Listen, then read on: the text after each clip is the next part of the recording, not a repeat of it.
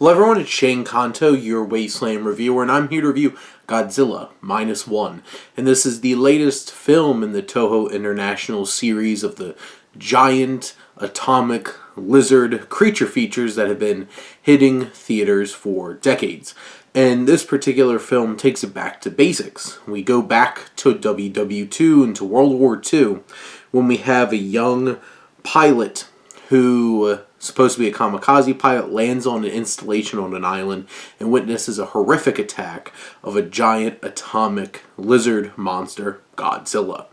And how the post-World War II landscape in Japan shifts when Godzilla makes landfall. And we have writer-director Takashi Yamazaki, who absolutely understands how to make a great Godzilla film, because Godzilla Minus One is a great Godzilla film. This film, well, let's start with, the titular creature, this big monster that really, him and King Kong started monster movies in this way, these giant kaiju monster films. And this film opens with a particular sequence on this island that is terrifying. And they do a great choice of using the original Godzilla scream, but amped up. And they use the original music from the first Godzilla film. And Naoki Sato does a great job of bringing that music back for this film.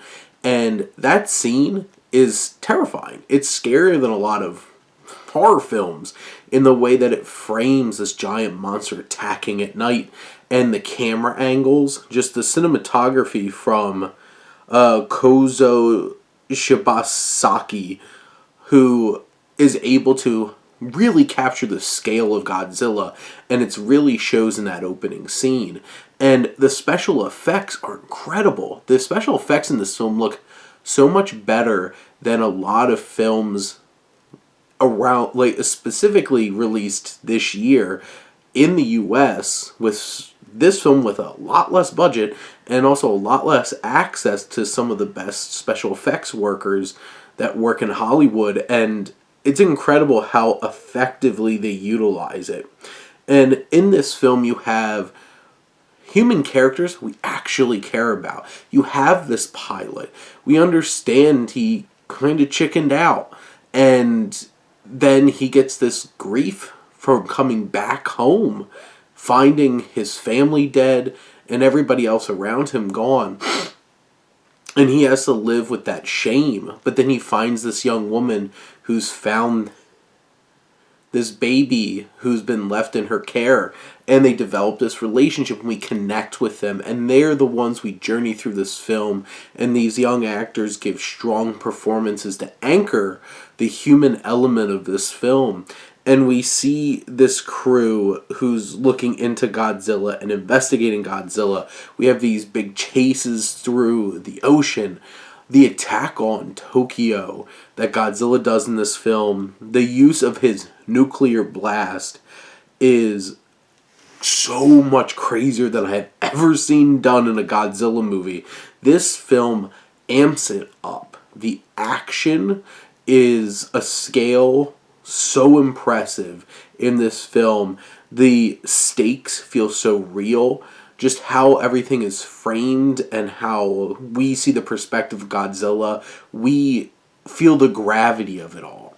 And it's in this post-World War II period landscape that really reinforces the importance and significance of what Godzilla represents in this post-atomic era. And with the US and Russia coming to blows with each other, and coming close to coming to blows with each other, and how this monster born of the atomic blast comes in and just absolutely decimates Japan. And this is such a great reworking of the original Godzilla film with a lot of heart and a lot of empathy. And I felt some real strong emotions watching this film for these characters, because I cared. Take notes. Warner Brothers and Legendary with the Godzilla films that you're making now. It's just you really have to care about these characters. And this film takes the time.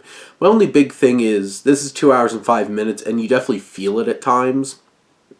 It definitely is a little too methodical with some of its pacing, but in general, this is a great film. This is one of the stronger films released this year so far. Top tier genre filmmaking and top tier Godzilla. But those are my thoughts on Godzilla Minus One. Let me know what you think, and let's talk some movies. But thank you as always for tuning in, supporting your Wasteland reviewer.